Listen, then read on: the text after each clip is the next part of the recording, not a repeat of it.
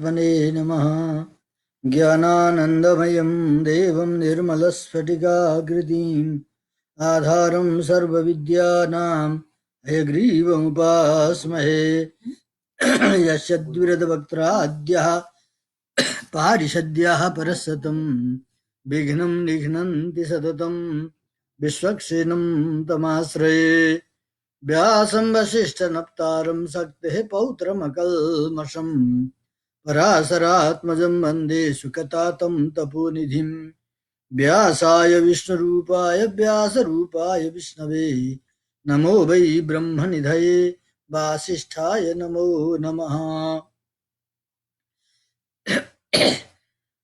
श्रीशैलेशदयापात्रं धीभक्त्यादिगुणार्णवम् यतीन्द्रप्रवणं वन्दे रम्यजामातरं मुनिम्। लक्ष्मीनाथसमारम्भां नाथयामुनमध्यमाम् अस्मदाचार्यपर्यन्तां वन्दे गुरुपरम्पराम्।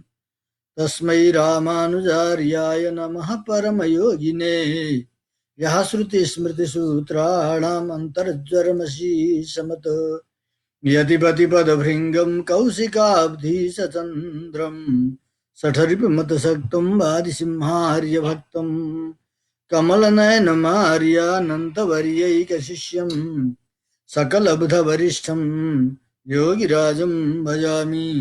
सकलबुधवरिष्ठं योगिराजं भजामि।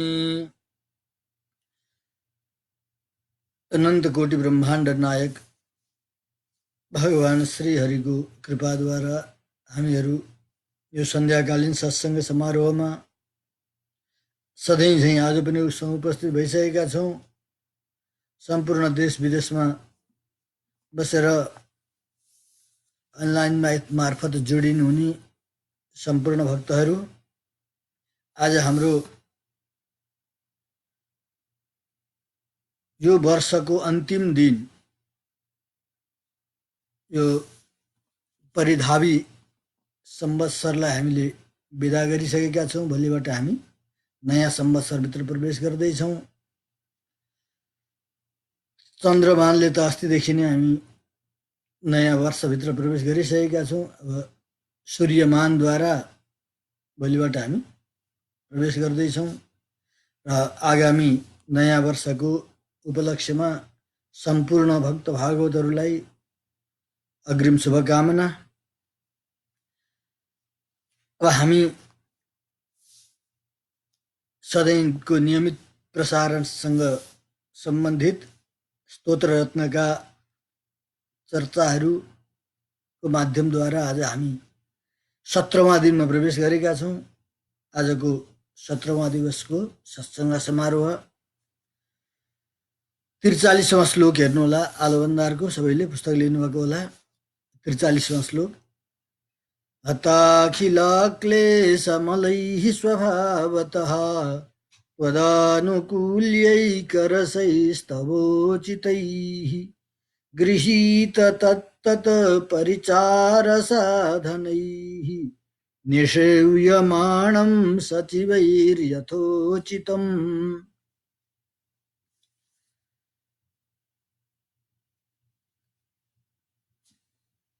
यसको अन्वय स्तरी हेर्नुहोला।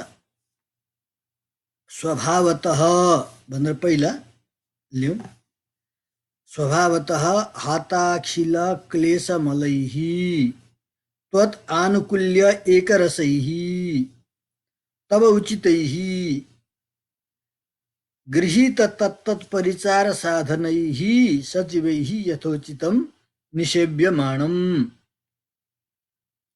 स्वभावतः हताखिल क्लेशमलैः त्वत् आनुकूल्यैकरसैः तव उचितैः गृहीत तत्तत् परिचार साधनैः सचिवैः यथोचितं निषेव्यमाणम्। यसरी चाहिँ अन्वय गर्ने। स्वभावतः भन्नाले स्वभावद्वारा नै, अर्थात् भगवान जसमा जस्ता गुणहरू स्वाभाविक हुन्छन् भने यी नित्य सूर्यहरूको वर्णनको लागि यो श्लोक प्रयोग हुँदैछ। नित्य जीवहरू पनि स्वभावद्वारा नै हताखिल क्लेश मल अरे। हत भनेको नष्ट भएको छ, विनष्ट भएको छ, समस्त सम्पूर्ण, अखिल भन्नाले समस्त, क्लेश भनेको दुःख रूपी जुन दोष हो त्यो सम्पूर्ण नष्ट भएको, अर्थात् मल भन्नाले दोष, क्लेश भनेका दुःख रूपी दोष। क्लेश जम्मा 5 प्रकारका हुन्छन्। पाँचै प्रकारका क्लेशहरूदेखि रहित भएका, स्वभावतः सम्पूर्ण क्लेश आदि मलद्वारा, दोषद्वारा रहित भएका। फेरि कस्ता, त्वत् आनुकूल्यिक रसैहि, हजुरको कैङ्कर्य गर्नमा मात्रै छ एक रस जसमा, त्यस्ता तब उचितैहि, हजुरलाई अत्यन्त उचित लाग्ने, भगवानलाई साह्रै योग्य लाग्ने, भगवानको कैङ्कर्यका लागि तत्तत् परिचार साधनै गृहीतैहि, ग्रहण गर्नुभएको छ भगवानको सेवामा उपयुक्त हुने परिचार, जुन सेवाका उपकरणहरू जसले, त्यस्ता सचिवैहि, सचिवहरूद्वारा, अथवा सचिव शब्द यहाँ मन्त्री भनेर पनि बताइन्छ, र मन्त्रीहरूद्वारा भनौँ, सचिवहरूद्वारा यथोचितम, यथा योग्य, जसलाई जस्तो कैङ्कर्य गर्ने योग्यता छ त्यो अनुसार, क्रम अनुसार अथवा कैङ्कर्यको क्रम अनुसार निसेव्यमाणम, नित्य गणहरूद्वारा यसरी सुसेवित, हजुरलाई कहिले मैले हजुरको अनुचर बनेर प्रसन्न गराउने होला भनेर चाहिँ 46वां श्लोकसँग अन्वय हुन्छ। अस्तिदेखि मैले भन्दैछु 32वां श्लोकदेखि यो क्रम छ। यस्तै कुलक भनिन्छ, यो कुलक यहाँ गएर समाप्त हुन्छ। अब यहाँ पहिला भगवानका स्वरूपको, भगवानका विग्रहको, अवयवको वर्णन गर्नुभयो, महालक्ष्मीको वर्णन पश्चात गएर चाहिँ अनन्त शेषजीको, गरुडजीको र विश्वक्सेनजीको वर्णन गरेर उहाँहरूद्वारा परिसेवित भगवान भन्दै अब नित्य सूर्यहरूको पालो आयो। नित्य सूर्यहरूद्वारा पनि यसरी सुसेवित वैकुण्ठनाथ भगवानको अनुसन्धान। परमपदमा नित्य सेवामा संलग्न नित्यगणहरू विराजमान हुनुहुन्छ। तेसाध्यासन्ति देवाः बताइएको छ, जसलाई हामी नित्य गण भनेर शास्त्रमा उपवर्णित शेषजी, शेषासन भनेर विश्वक्सेनजी, गरुडजी र विश्वक्सेनका परिजनहरू, गजानन आदि गरिएका गणपतिहरू र भगवानको चामर सेवामा नियुक्त भएका विमला, उत्कर्षिणी आदि गरिएका महिषीहरू, भनौँ अप्सराहरू, द्वारपालगण, कुमुद कुमुदाक्ष आदि गरिएका द्वारपालगणहरू, यसै गरी चामर ग्रहण गरेर भगवानको नित्य कैङ्कर्यमा रहनेवाली यी शेषजी अथवा विश्वक्सेनका पत्नीहरू, जसलाई हामी कान्ति, वारुणी आदि नामले जान्दछौँ, त ती सम्पूर्णहरू र अन्य अरू अप्सराहरू, जसलाई तम पञ्चशता अप्सरासम उपधावन्ती भनेर मुक्त पुरुषलाई स्वागत गर्नका लागि, यहाँबाट मुक्त भएर गएको जीवात्मालाई स्वागत गर्नका लागि वैकुण्ठमा आउनेवाला जुन अप्सराहरू हुनुहुन्छ, उहाँहरू सबैको उपलक्षण सबै हुनुहुन्छ उहाँहरू। त उहाँहरू कस्तो हुनुहुन्छ त भन्दा उहाँहरूको स्वरूपलाई बताइन्छ, हताखिला क्लेश अरे, अखिल क्लेश हत अरे, सम्पूर्ण क्लेश भन्ने लवलेस मात्र पनि छैन उहाँहरूमा। क्लेश भन्नाले अविद्या, अस्मिता, अभिनिवेश, राग, द्वेषाः पञ्चक्लेशाः, शास्त्रले क्लेशको स्तरी चाहिँ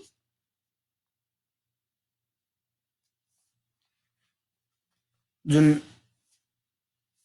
योग सूत्रमा क्लेशको यो लक्षण बताइएको छ। अविद्या, अज्ञान भयो, अस्मिता भयो, त्यसै गरी अभिनिवेश र राग द्वेष जस्ता वस्तुलाई क्लेश भनेर बताइन्छ। यी कुनै वस्तुहरू पनि हुँदैनन् नित्य सूर्यहरूमा।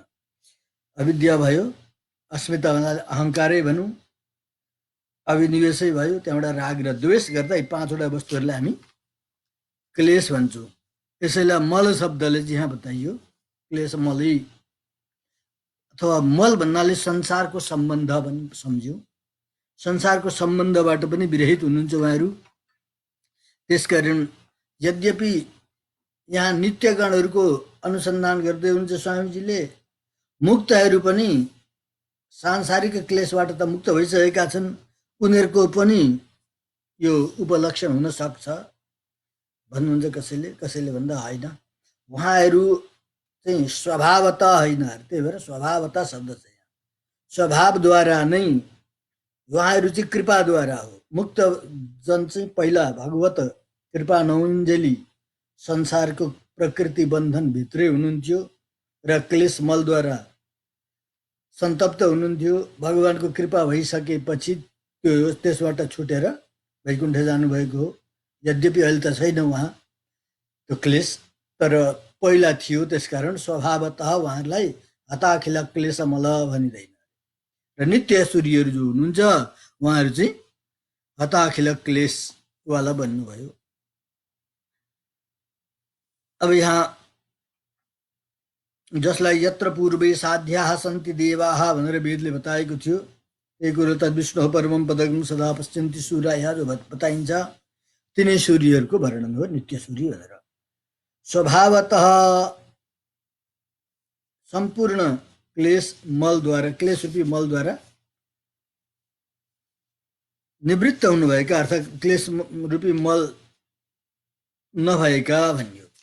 अनि अर्को छ तत् आनुकूल्यैक रसै, हजुरको अनुकूलता मात्रै छ एक रस जसमा, त्यो पनि स्वभावतः नै हो।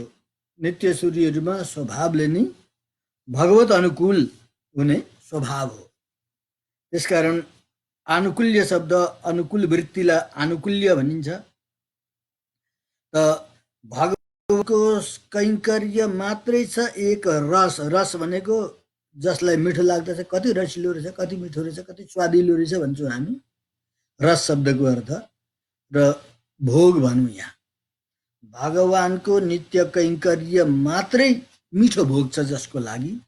त्यस्ता त्यही पनि कसरी त भन्दा स्वभावतः अरे, कसैले त्यहाँ जबरजस्ती बनाइदिएको होइन र कुनै गुणद्वारा आकर्षित भएर होइन, स्वभाव नै त्यस्तो।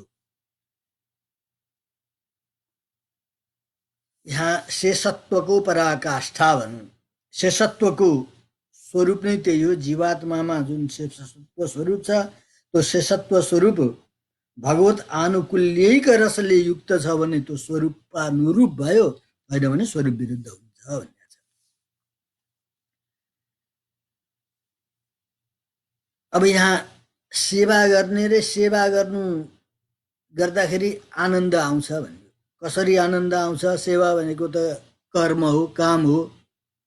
काम गर्दाखेरि मान्छेलाई नगर्न पाए हुन्थ्यो, कहिले घाम बित्छन् भन्छन् भने चाहिँ हुनुपर्ने भन्दा यहाँ भनिन्छ भगवानको सेवामा त्यस्तो कहिल्यै पनि हुँदैन। जस्तै माता पिताको सेवा गर्दा आनन्दै आउँछ, पतिदेवको सेवा गर्दा, पत्नीको सेवा गर्दा, पुत्रको सेवा गर्दा मेरो कर्तव्य भनेर गर्दछन्, आनन्द मान्दछन्। किन भन्दा त्यहाँ प्रेम छ, त्यो प्रेमले त्यो गराउँदछ। त्यसकारण इष्टको सेवा गर्दा, कैङ्कर्य गर्दा दुःख हुँदैन, कष्ट पनि हुँदैन, आनन्द आउँछ। त्यही भएर त्यो चाहिँ स्वाभाविक नै हो। त्यही भएर भगवान नै हाम्रो माता पिता भ्राता निवास शरणम सुहृद सम्पूर्ण चाहिँ भगवान हुनुहुन्छ, गतिश नारायण भनेर अनुसन्धान गर्नुहुन्छ हाम्रो आचार्यहरू। सुहृदम सर्वभूतानाम भनेको हुनाले सम्पूर्ण प्राणीहरूको मित्र भगवान भएकोले नित्य सूर्यहरू भगवानको कैङ्कर्यमा नै एक रसता, एक भोगता, आनन्दता प्राप्त गर्नुहुन्छ। फेरि कस्तो भन्दा त्वत् आनुकूल्यैक रसैहि, भगवत अनुकूलता नै छ रस जसमा। अब यहाँ अर्को एउटा पाठ पनि छ, सदानुकूल्यैक रसै, भनेर पनि अनुसन्धान गर्ने गरेछ पुस्तकहरूमा हामी पाउँछौँ। सदा अनुकूल्यै, सदा अनुकूल भनेर त्यो पनि हुँदैन, होइन, हुन सक्दछ, तर यहाँ सदाभन्दा अर्कै पदच्छेद गर्नुपर्ने हुनाले त्वत् आनुकूल्यैका, सदा भनिसकेपछि सधैँ अनुकूल भन्दा कसको अनुकूल भन्दाखेरि भगवानको भनेर त्वत् शब्दको फेरि हामीले चाहिँ खोजी गर्नुपर्ने हुन्छ। त्यसकारण त्वदानुकूल्यैका भनेपछि त्यसो पनि गरिराख्नु पर्यो एउटा कुरो। अर्को कुरो, हाम्रो पूर्वाचार्यहरूले यही पाठलाई नै स्वीकार्नु भएको पनि छ। त्यसकारण त्वदानुकूल्यैका रसै यो शब्द नै हामीले भन्ने गर्नुपर्दछ। गृहीत तत्तत् परिचार साधनै, गृहीत भनेको ग्रहण गरेको छ, तत्तत् परिचार साधनै भगवानको लागि कति बेला कुन कैङ्कर्य गर्नुपर्दछ त्यो कैङ्कर्यको साधन पहिलेदेखि हातमा ठिक्क छ। छडी छत्रको सेवा छ भने छडी छत्र पहिलेदेखि एउटा हातमा, देब्रे हातमा छडी बोकेर दाहिने हातमा चामल डुलाइराखेको हातमा बोकेर कोदेर जाने हो। काली बजाउनेले काली नै बोकेर जाने हो। पुष्पको कैङ्कर्य गर्ने पुष्पको माला बोकेर लिएर जाने हो। धूप बत्तीको कैङ्कर्य गर्नेले यसरी आफ्ना आफ्ना कैङ्कर्य आफूले ठ्याक्क बोकेर हातमै बोकेर बस्नुहुन्छ। अरे कति बेला भगवान्लाई आवश्यकता पर्दछ त्यो वस्तु कहाँ छ खोजी गर्न थाल्दाखेरि ढिलो हुन्छ। त्यसकारण पहिलेदेखि गृहीत बोकेरै बस्नुहुन्छ सधैँ हातमा नै। गृहीत तत्तत् परिचार साधनै,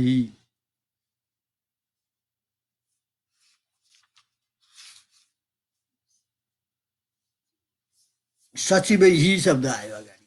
सचिवै शब्दको अर्थ यहाँ रामानुजाचार्य स्वामीजी पनि शरणागति गद्यमा नाना विधानन्त परिजन परिचारिका परिचरित चरण युगल यसरी बताउनुहुन्छ। नानाविध अनन्त आदि गरिएका परिजनद्वारा परिचारित सेवित छन् चरण युगल जसका भगवानका, यसरी चाहिँ प्रार्थना गर्नुहुन्छ। त यहाँ सचिव शब्दको अर्थ मन्त्री भन्ने अर्थ पनि हुन्छ। यहाँ मन्त्री किन भनेको होला भन्दा मन्त्रीले भगवानलाई मन्त्रणा दिने हो। मन्त्री मात्रै नभनेर सचिव भन्दाखेरि भगवानलाई सल्लाह पनि दिने, उचित सल्लाह पनि दिने भनेर हाम्रो आचार्यहरू यसको अनुसन्धान गर्नुहुन्छ। स्वामीजी लेख्नुहुन्छ, कृष्णपाद सुरीले, कृष्णपाद स्वामीले यस विषयमा के भन्नुभयो त भन्दा सचिव कसरी कहलाउनु भयो त उहाँहरू नित्यगणहरू भन्दा सचिवले राजालाई योग्य सहयोग के अरे सल्लाह दिन्छन्, यसो गरियो भने यस्तो नराम्रो हुन्छ, यसो गर्दा ठिक हुन्छ भनेर।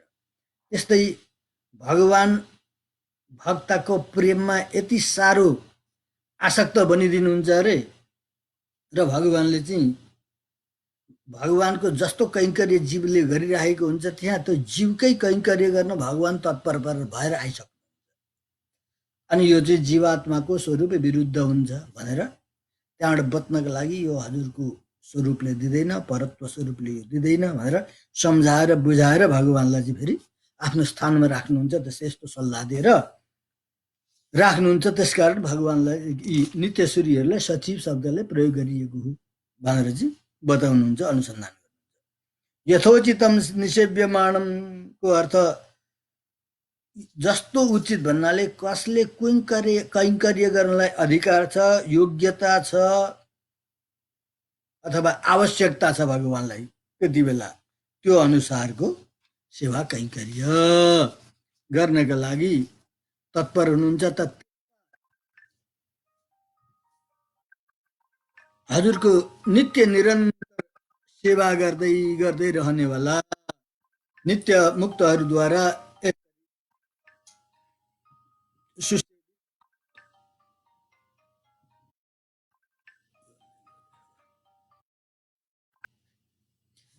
त्यस्ता हजुरलाई मैले त्यसरी सम्पूर्ण नित्य गणहरूद्वारा सुसेवित हजुरलाई मैले कहिले भेटेर चाहिँ आनन्द प्राप्त गराउँला भनेर चाहिँ अगाडिको श्लोकसँग अन्वय हुन्छ 46वां श्लोकसँग।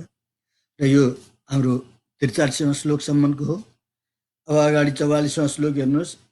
अपूर्व नाना रसभाव निर्भर प्रबुद्ध प्रबद्धया मुग्ध विदग्ध लीलया क्षणानुवत क्षिप्तपराधिकालया प्रहर्षयन्तं महिषीं महाभुजम्। यो 44वां श्लोक हो। अपूर्व नाना रस भाव निर्भर प्रबद्धया क्षणाणुवत क्षिप्त पराधिकालया मुग्ध विदग्ध लीलया महिषीं प्रहर्षयन्तं महाभुजम्।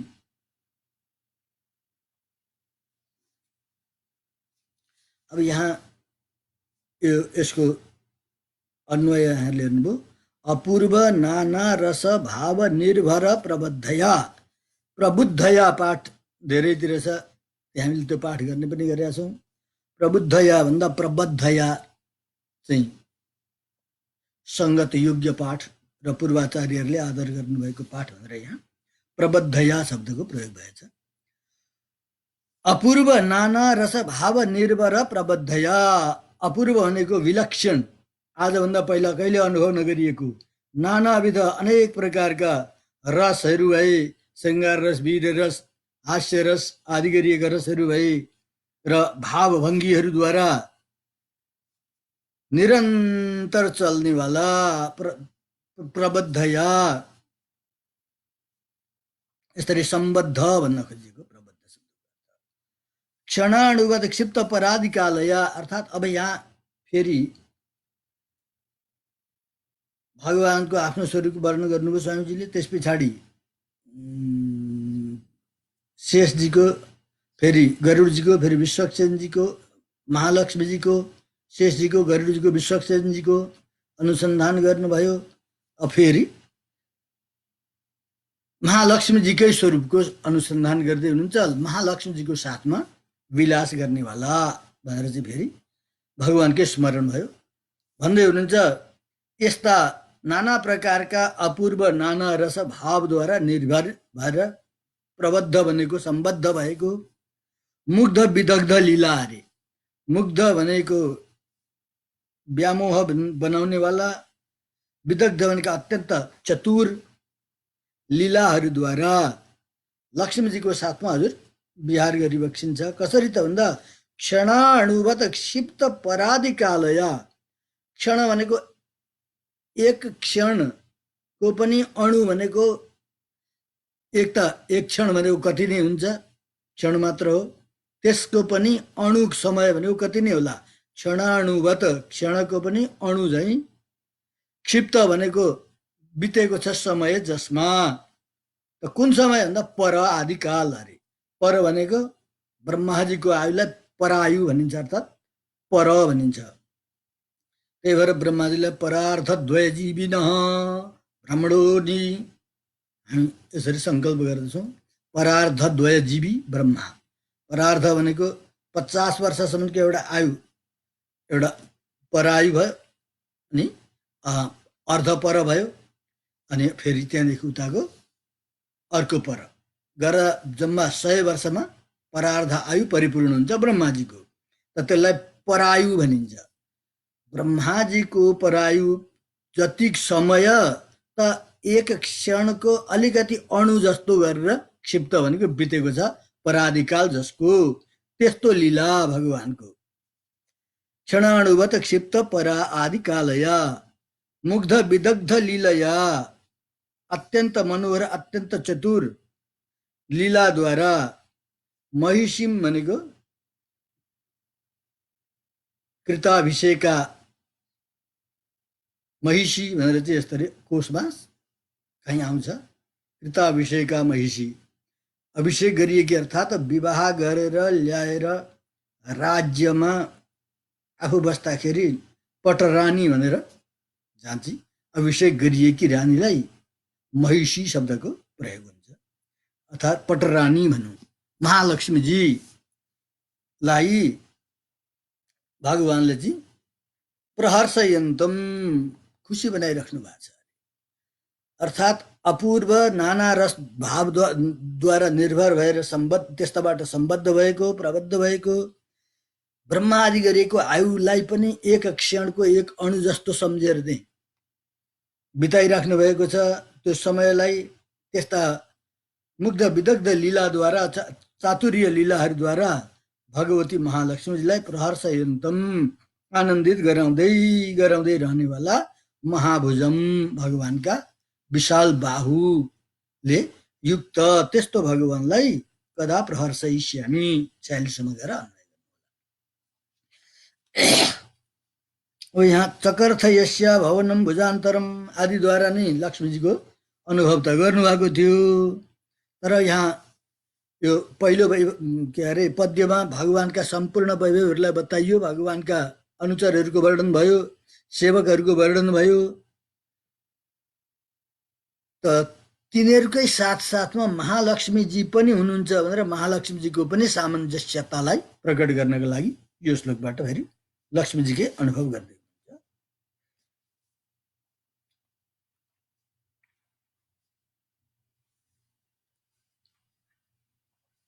अब यहाँ अपूर्व नाना रस भाव भन्नाले रस भनेका के हुन् भन्दा 9 प्रकारका रस हुन्छन् साहित्य शास्त्रमा, जस्तै वीर रस, श्रृङ्गार रस, हास्य रस आदि गरिएका रसहरूद्वारा क्रीडाको यो विषय भएकोले त्यस्तै भावभङ्गीहरू हुन्छन्, उत्साह आदि गरिएका भावहरू हुन्छन्। ती भावहरूद्वारा एक क्षण जस्तो बनाउनुहुन्छ अरे त्यत्रो एक क्षणको पनि अणु समय जति जसरी बिताइदिनुहुन्छ, अर्थात् आनन्दमा बस्दाखेरि समय कति बेला बित्दछ त्यो थाहा हुँदैन भनेको। क्षणाणुवत क्षिप्त पराधि कालयाको अर्थ ब्रह्माजीको पूर्ण आयुलाई पर आयु भनिन्छ भनेदेखि त्यसलाई पनि अणु समयमा बिताइदिनेको तात्पर्य हो। लीलाको रस त्यति आनन्ददायक हुन्छ।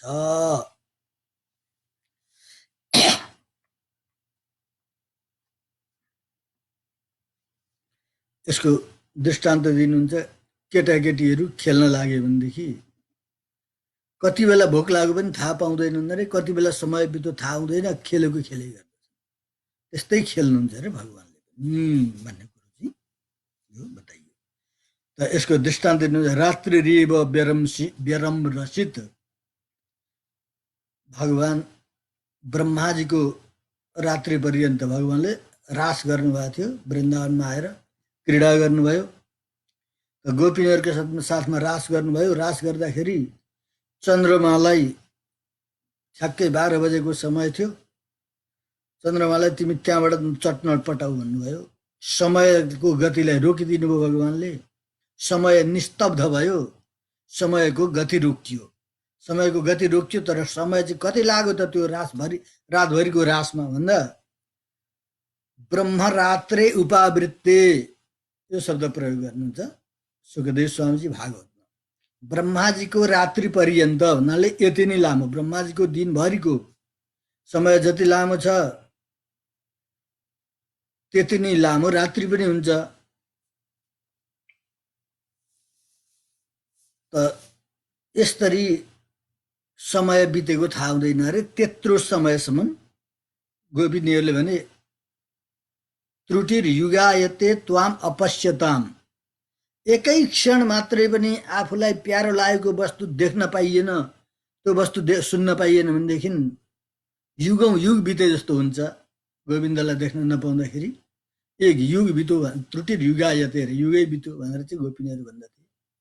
देखेर सँगै भएर क्रीडा गर्न लाग्दाखेरि ब्रह्माजीको रात्रि पर्यन्त पनि थाहा भएन उनीहरूलाई। त त्यसरी भगवान पनि यहाँ महालक्ष्मीजीको साथमा महाभुजमद्वारा अनुभव गर्नुहुन्छ।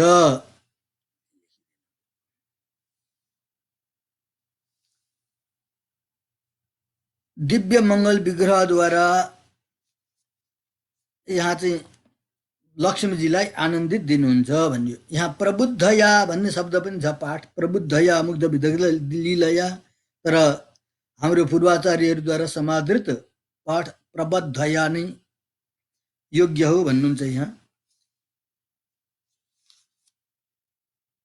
अब यसरी महालक्ष्मीजीको साथमा आफ्ना दिव्य बाहुद्वारा नाना प्रकारका क्रीडा गरेर समय बिताउने भगवान भनेर चाहिँ झसक्न सम्झिनु भयो स्वामीजीले। फेरि भगवानको स्मरण भयो। अब फेरि अगाडि भगवानकै विषयमा फेरि सुरु गर्नुहुन्छ बताउनलाई। यो 45वां श्लोकमा हेर्नु होला। अचिन्त्य दिव्याद्भुत नित्य यौवन स्वभाव लावण्यमया मृतोदधीम् श्रियः श्रियं भक्तजनैकजीवितम् समर्थमापत सखमरथिकल्पकम्। अचिन्त्य दिव्याद्भुत नित्य यौवन स्वभाव लावण्यमय अमृत उदधिम। सरी पूर्वार्धको एउटै अन्वय गर्नु होला। अचिन्त्य दिव्य अद्भुत नित्य यौवन स्वभाव लावण्यमय अमृत उदधिम श्रियः श्रियम भक्तजन एकजीवितम समर्थम आपत सखम अर्थिकल्पकम। यसरी अन्वय गर्ने। अचिन्त्य दिव्य अद्भुत, अचिन्त्य भन्नाले चिन्तना गरेर यस्तै होला भनेर चिन्तना गरेर कल्पना गर्न नसकिने, चिताएर नसकिने, चिन्ताको अगोचर भनौँ। यौवन दिव्य अद्भुत नित्य यौवन, दिव्य छ, अद्भुत भन्नाले अत्यन्त आश्चर्यमय, नित्य निरन्तर युवावस्था, स्वभावद्वारा नै लावण्यता रूपी जुन अमृत हो, लावण्यता रूपी अमृतको समुद्र भगवान। अचिन्त्य दिव्य अद्भुत नित्य यौवन स्वभाव लावण्यमय अमृत उदधिम भगवान त्यस्तो हुनुहुन्छ। चिन्तन गरेर नसकिने अत्यन्त दिव्य उत्कृष्ट र अद्भुत चमत्कारिक आश्चर्यजनक नित्य युवावस्था भगवानको शरीर। कहिले पनि न बाल्यावस्था देखिन्छ न वृद्धावस्था देखिन्छ, नित्य यौवन। स्वभावद्वारा, स्वभाव रूप जुन लावण्यता हो भगवानको, त्यो लावण्यमय जुन अमृत हो, त्यो अमृतको प्रभाव बग्दै बग्दै एउटा समुद्र नै बन्यो। लावण्य अमृत उदधिम। त्यस्तो को त भगवान भन्दा श्रियः श्रियम, श्रियः भने कि महालक्ष्मीजीका श्रियम, लक्ष्मीजीका पनि लक्ष्मी अथवा लक्ष्मीजीलाई पनि आनन्द गराइदिने होला। लक्ष्मीजीको नाम हो मङ्गल, मङ्गललाई पनि मङ्गल बनाइदिने, मङ्गला नाम छ मङ्गलम। यसरी भगवान श्रियः श्रियम। अनि भक्तजन एकजीवितम, अनन्त भक्तजनको एक मात्रै बाँच्ने आधार। समर्थम सर्वशक्तिमान, आपत सखम आपत्तिको सखा, आपत्तिमा रक्षा गर्नेवाला। अर्थिकल्पकम प्रार्थना गरेको वस्तु प्रदान गर्नेवाला। त्यस्तो हजुरको अनुचर बनेर मैले कहिले हजुरलाई चाहिँ सनाथ जीवित भएर हजुरलाई आनन्द दिलाउने होला मैले भनेर अब अगाडिको श्लोकसँग सम्बन्ध राख्ने, अन्वय गर्ने। अब यहाँ विराजमानो ज्वलपित वाससम्मदेखि हामी सुरु गऱ्यौँ यो प्रसङ्ग। यहाँदेखि लिएर स्फुरत किरीटाङ्गद हार कण्ठिकासम्म यी 2-4 पद्यमा भगवानकै एकैका अङ्गहरूको शोभाको वर्णन गर्यौँ हामीले। गर्दै गर्दै यहाँ आएर अचिन्त्य दिव्याद्भुत नित्य यौवनमा यहाँ आएर पनि फेरि भगवानकै विशेषताको वर्णन गर्न लाग्नुभयो स्वामीले। बीचमा गरुड विश्वक्षेण आदिको पनि अनुभव भयो, महालक्ष्मीजीको अनुभव भयो। अब फेरि भगवानको दिव्य मङ्गल विग्रहको शोभाको वर्णन गर्दै हुनुहुन्छ र भगवानको कल्याण गुणहरूको कल्पनातीत अभाग मनस गोचर भगवानका स्वरूपको, रूपको, वैभवको, दिव्य मङ्गल विग्रहको यहाँ चाहिँ प्रतिपादन गर्दै हुनुहुन्छ। यो भन्नाको तात्पर्य के त भन्दा भगवानको दिव्य मङ्गल विग्रह मानिसको जस्तो पञ्चमहाभूतले बनेको होइन। न तस्य प्राकृता मूर्ति मांस मेदोस्ति सम्भवा भने अनुसार मांस मेद आदिद्वारा बनेको भगवानको मूर्ति हुँदैन, त्यसलाई दोषपूर्ण मानिन्छ। र भगवानको विग्रह पञ्चमहाभूतले बनेको हुँदैन, शुद्ध सत्वमय हुन्छ र दोष शून्य निर्विकार द्रव्य हो भगवानको दिव्य मङ्गल विग्रह। त त्यो कस्तो छ त भगवानको दिव्य मङ्गल विग्रह भन्दा अचिन्त्य, चिन्तना गरेरै नसकिने र अद्भुत आश्चर्यजनक पनि छ। सदानुभूतया अपि अपूर्ववद विस्मयम आदधानया, हामीले अस्ति पढिसकेका छौँ। सदा अनुभूतया अपि, सधैँ अनुभव गर्दा गर्दा पनि अपूर्ववत विस्मयम आदधानया, लक्ष्मीजीलाई भगवानले त्यसरी सम्झिनुहुन्छ। लक्ष्मीजी त्यस्तै हुनुहुन्छ भने भगवान त्योभन्दा पनि लक्ष्मीजीलाई पनि कल्याण गर्नेवाला हुनुहुन्छ। त यस्तो भगवानको दिव्य मङ्गल विग्रह कस्तो छ त भन्दा नित्य यौवन अरे, नित्य निरन्तर बाल्य अथवा वार्धक्यले रहित भएको युवावस्था नै छ एउटा विशेषण, जसको त्यस्तो नित्य यौवन हुनुहुन्छ भगवान। अर्थात् यौवन नै स्वभाव छ जसको, यस्तो भगवान अमृतोदधि, लावण्यमय, जुन एउटा भगवानको विग्रहमा जो लावण्यता छ, त्यो लावण्यता नै एउटा अमृत हो, त्यो अमृतको पनि उदधि अरे। अब यहाँ यी धेरै शब्दहरू छन्, अचिन्त्य, दिव्य, अद्भुत, नित्य, यौवन, स्वभाव, लावण्यमय, अमृत र उदधि, सबै शब्दलाई लिएर समास गरेर एउटै शब्द बनाइयो। अचिन्त्यम दिव्यम अद्भुतम नित्यम यौवनम स्वभाव यस्य, जसको स्वभाव नै चिन्तन गर्न नसकिने, दिव्य छ, अद्भुत छ, नित्य छ, युवा छ स्वभावद्वारा नै, त्यसको नाम हो अचिन्त्य दिव्य अद्भुत नित्य यौवन स्वभाव भयो। अचिन्त्य दिव्य अद्भुत नित्य यौवन स्वभावश्च असौ, के लावण्य, लावण्यमय अमृतोदधि, लावण्यमय एउटा अमृतको समुद्र चाहिँ को हो त भन्दा यही भगवानको दिव्य विग्रह, अचिन्त्य अद्भुत नित्य यौवन स्वभावले युक्त भएको जो दिव्य मङ्गल विग्रह नै छ लावण्यमय अमृतको समुद्र। लावण्यमय अमृतोदधिश्च अचिन्त्य नित्याद्भुत नित्य यौवन मृतोदधि स्वभाव लावण्यमय मृतोदधि, यसरी चाहिँ उभय पदमा कर्मधारय समास गर्ने। अथवा अर्को समास पनि हुन्छ, लावण्यम अचिन्त्य दिव्याद्भुत नित्य यौवन लावण्येन, यसरी तृतीयान्त गरेर। प्रचुरः अचिन्त्य दिव्याद्भुत नित्य यौवन लावण्यमयः, यसो गरेर अनि अचिन्त्य दिव्य नित्य यौवन, अचिन्त्य दिव्याद्भुत नित्य यौवन लावण्य स्वभावः लावण्यमयश्च असौ अमृतोदधिश्च। अब अमृतोदधिसँग लावण्यमयको फेरि अगाडिपट्टि समास गर्ने, यसरी सबै एउटै शब्द गरेर अचिन्त्य दिव्याद्भुत नित्य यौवन स्वभाव लावण्यमय मृतोदधि।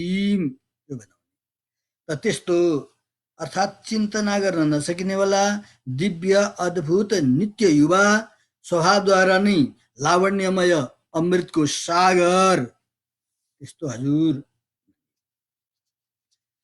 भगवानका अवयव सौन्दर्य अवयव शोभाको वर्णन यहाँ बताइयो। अब यहाँ वास्तवमा लावण्य शब्दको अर्थ यहाँ बताउनुहुन्छ, भूयिष्ठम तेज एवाद्भिर बहुला मृदुकृतम चक्षुरानन्द जनकम लावण्यम इति कथ्यते अरे। भूयिष्ठम तेज एव अद्भिः, धेरै तेज छ, तेजै तेज, आनन्दै आनन्द, प्रचुर प्रकाशको पुञ्जले युक्त र हेर्दाखेरि फेरि नेत्रलाई पनि आनन्द दिनेवाला अरे। चक्षु आनन्द जनकम, त्यसलाई लावण्य शब्दले प्रयोग गरिन्छ। त्यस्तो दिव्य लावण्य रूपी जो अमृत हो, त्यो अमृतको सागर, अमृत शब्दले चाहिँ भगवानको दिव्य मङ्गल विग्रह नै भोग्य हो भन्ने कुरो चाहिँ अमृत शब्दद्वारा पनि यहाँ बताइन्छ। त त्यो कतिसम्म भोग्य हुन्छ त भगवानको दिव्य मङ्गल विग्रह भन्दा उदधिहरू समुद्र जसरी चाहिँ अगाध छ, अनन्त छ, त्यस्तै अनन्त आनन्दको सागर भगवान हुनुहुन्छ। अब यसरी अपरिच्छेद्य भगवानको स्वरूपलाई बताइयो। श्रिय श्रियम, जहाँ बताइयो लक्ष्मीजीको लाई पनि मङ्गल गर्नेवाला भगवानको विशेषण। अब यहाँ परत्व स्थापनको लागि अस्ति बताइया थियो, श्रियः श्रियं भक्तजनैक जीवितम अस्ति का श्री श्रियः परम सत्व समाश्रय का भनेर श्री श्रियः भनेर बताइयो। त्यहाँ चाहिँ भगवानको परत्व वर्णन गर्नको लागि लक्ष्मीपति भनेर बताइयो। अब यहाँ चाहिँ परत्वलाई वर्णन मानिएन अरे, अर्थात् अस्ति भनौँ पूर्वपदको श्रीमन्नारायणमा श्री शब्दको श्रीसँग युक्त भनेर बताइयो। आजको यो उत्तरार्धको मा श्रीमते नारायणायमा श्रीमते शब्दमा चाहिँ या श्रिय श्रियम यसरी बताइदिन्छ, यो बुझ्नुपर्दछ। त श्रीमत पहिला पनि हुन्छ, जहाँ शरणागतिमा पनि हुन्छ र पछि गएर फल प्राप्तिको विषयमा नित्य कैंकर्यको समयमा पनि श्रीमते नै हुन्छ। त्यही श्रीमते उत्तरार्धको श्रीमतेको चाहिँ यो व्याख्या श्रिय श्रियम यहाँ। त्यसकारण अतिशय भोग्यता भनेर बताइयो। यो जीवात्माले वैकुण्ठमा पुगेर प्राप्त गर्ने फल के हो त भन्दा भगवानका उभय लक्ष्मीनारायणको नित्य कैंकर्य नै भोग्य हो भनेर बताइन्छ। भक्तजनैक, त्यही भएर भक्तजनैक जीवितम, यसको अर्थ नै त्यही हो। भक्तजनको एक जीविता, मुख्य जीविका नै त्यही हो। भक्तजनाः एकम जीवितम यस्य तम, अथवा भक्तजनानाम एकम मुख्यम जीवितम, भक्तजनहरूको लागि एउटा मात्रै मुख्य जीविका भगवत अनुभव हो, अथवा भक्तजन नै भगवानका एक मुख्य जीवन पनि हुन् र दुवै हुन्छ। अहम अन्नम अहम अन्नम, अहम अन्नादो अहम अन्नादो, अहम अन्नाद दुवैतिर हुन्छ। त्यसकारण जीव तत्व भगवानको लागि भोग्य हो र भगवान जीवको लागि भोग्य हुनुहुन्छ। यही कुरो भक्तजनैक जीवितम समर्थम आपत्म सखम आर्थिक अल्पगम। अब अगाडि जाउँ। अथवा भनौँ यसमा एक जीवितममा परम भोग्य, परम रस, परमानन्द, परम प्राण यस्तो अर्थ पनि हुन्छ। मच्चित्ता मद्गतः प्राणा भगवानले बताउनुहुन्छ भक्तहरूलाई।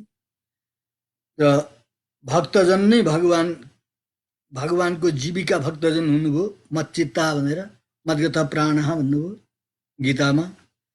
त्यसै गरी फेरि वासुदेव सर्वमिति भनेर चाहिँ धारक भोग्य पदार्थ भगवान नै हुनुहुन्छ जीवात्माको लागि। फेरि भगवानले भन्नु ज्ञानी त आत्मैव तुम, ज्ञानी त मेरा आत्मा नै हुन्।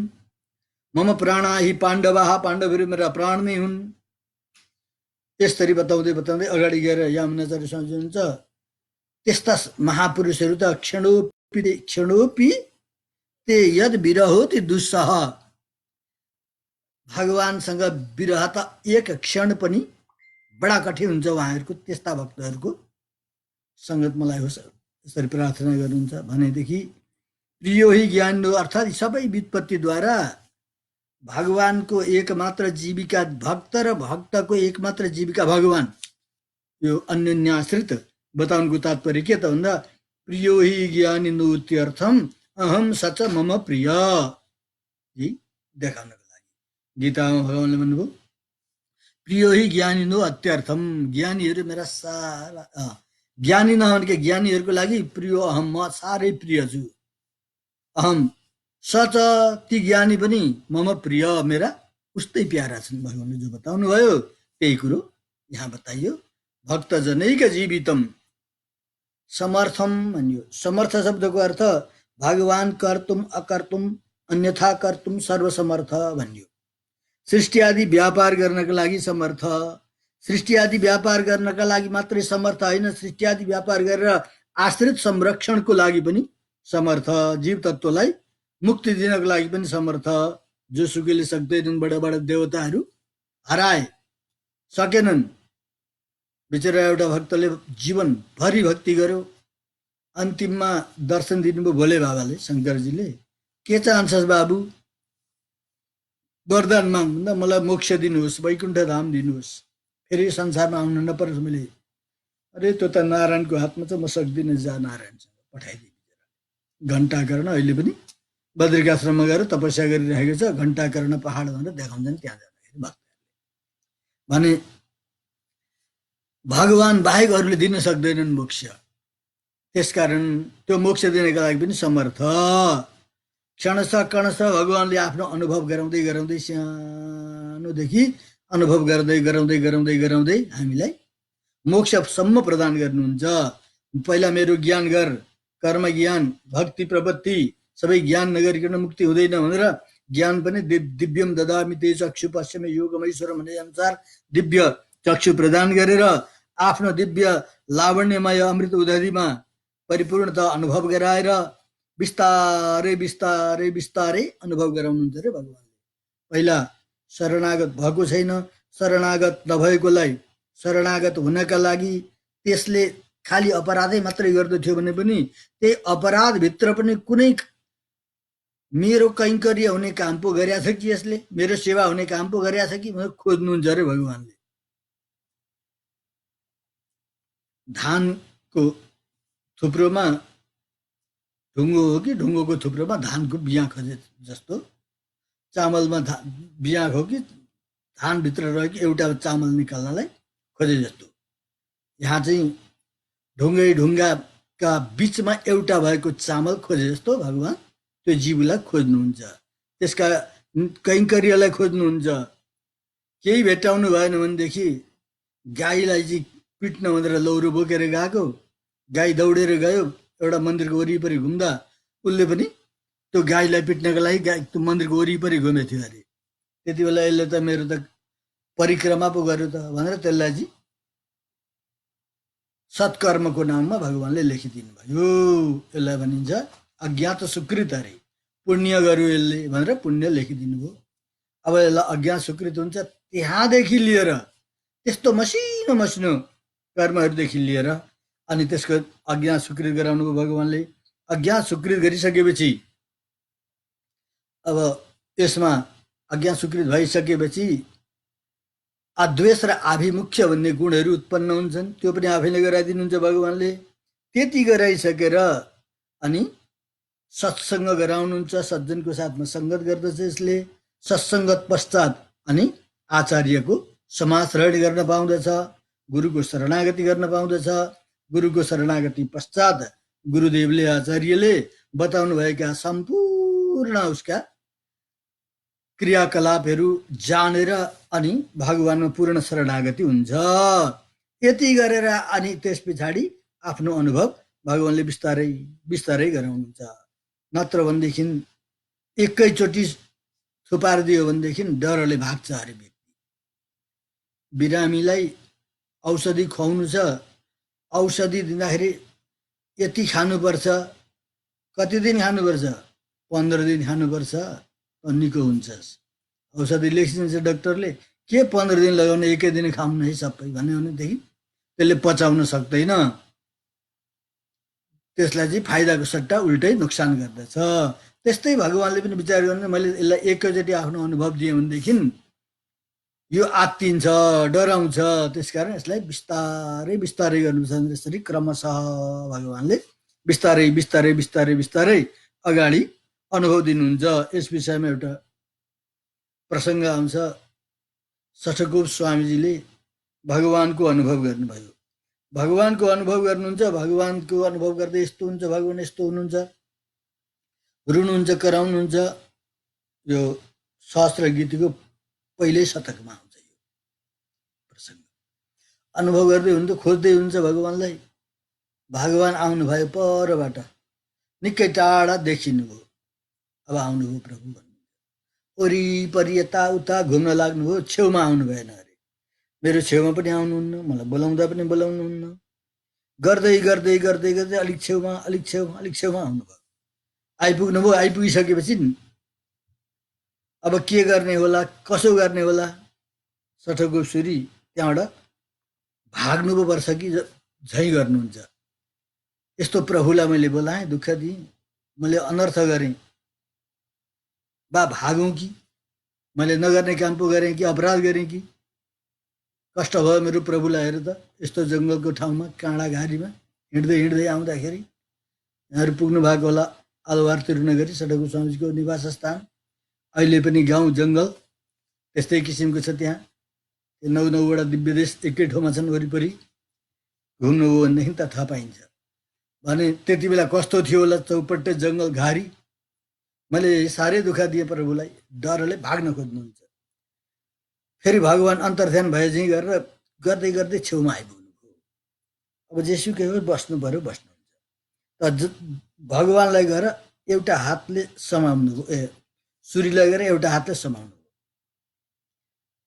आत्तिनु हो सुरी, अब के गरौँ भनेर जबरजस्ती समाउनु भयो, राख्नुभयो।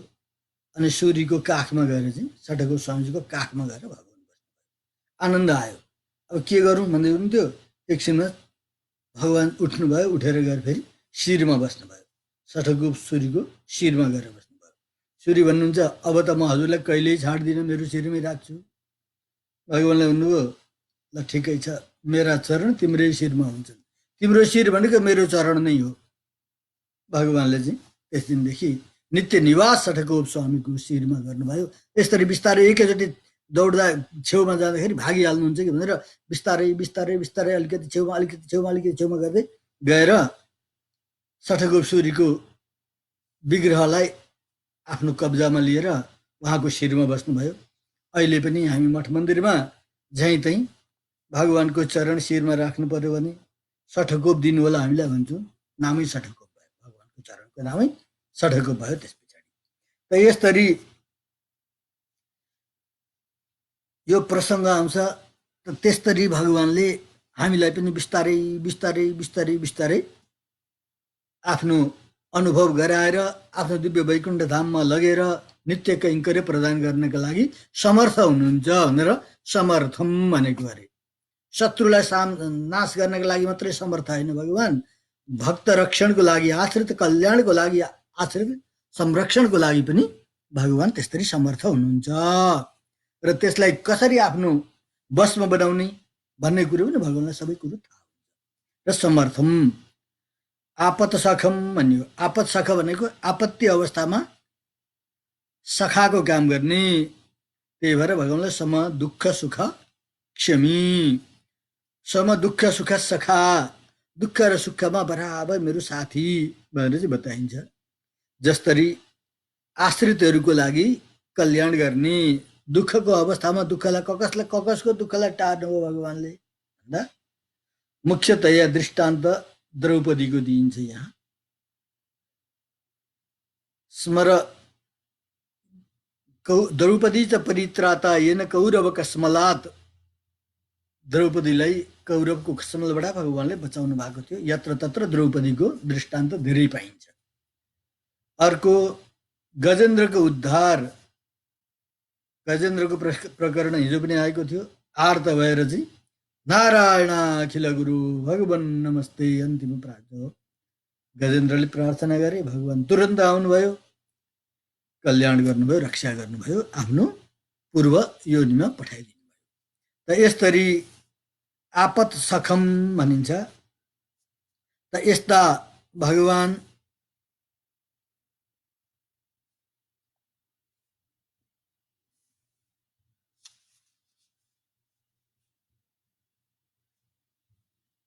यी अरू भक्तहरूको सांसारिक दुःख कष्टलाई नष्ट गर्नुभयो भन्ने मात्रै होइन। यहाँ त खासै भन्न खोजेको चाहिँ के त भन्दा हाम्रो आचार्य हुनुहुन्छ मदीय मूर्धानम अलङ्करिष्यति कदा पुनः शङ्ख रथाङ्ग कल्पक ध्वजार बिन्दाङ्क सुभद्र लाञ्छनम त्रिविक्रम त्वचरणाम्बुजद्वयम मदीय मूर्धानम अलङ्करिष्यति। यसरी पुकार गरेको त्यो अलङ्कार गराएर मलाई यो सांसारिक आपत्तिबाट बचाउने भन्ने कुरोको अनुभव गर्ने अरे।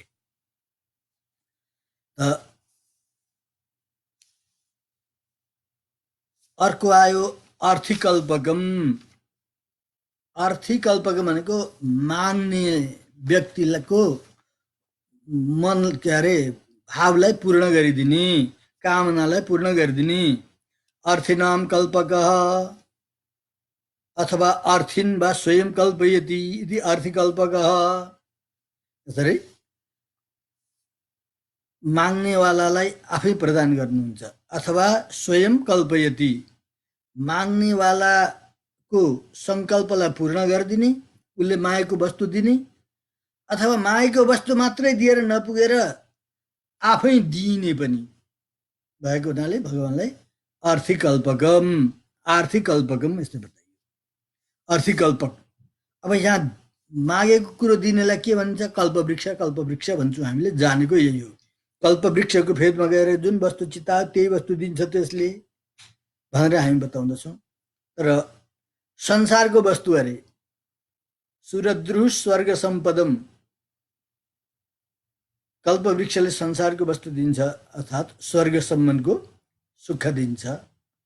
तर भगवान्ले त्यति मात्रै होइन, उभय विभूतिको सम्पूर्ण ऐश्वर्य पनि प्रदान गर्नुहुन्छ। र कल्पवृक्षले के दिन्छ त भन्दा मलाई स्वर्ग चाहियो, स्वर्ग दिने हो, अथवा यहाँ घरद्वार सम्पत्ति ऐश्वर्य चाहियो, हात्ती घोडा चाहिए, त्यो दिने हो।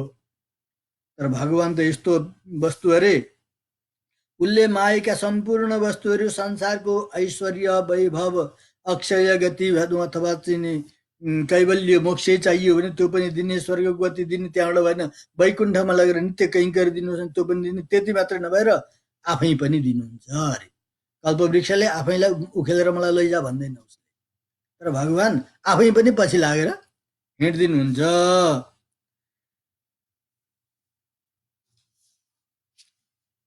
अब यहाँ आर्थिकल्पकम शब्दको अर्थ संसारको सुख चाहनेवालालाई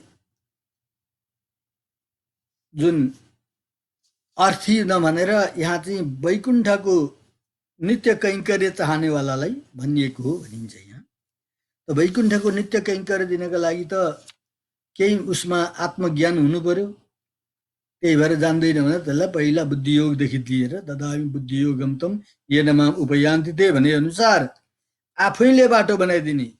हात्ती जस्तो आफूमाथि चढाउनु छ भने आफ्नै घोडा पसारेर यहाँ चढ भनेर माथि आफै चढाएर लिएर जाने जस्तो भगवान्ले आफूलाई प्राप्त गर्नका लागि साधन जति सबै आफै प्रदान गर्नुहुन्छ। त्यसकारण अत्यन्त परम औदार्य आर्थिकल्पक भगवान हुनुहुन्छ।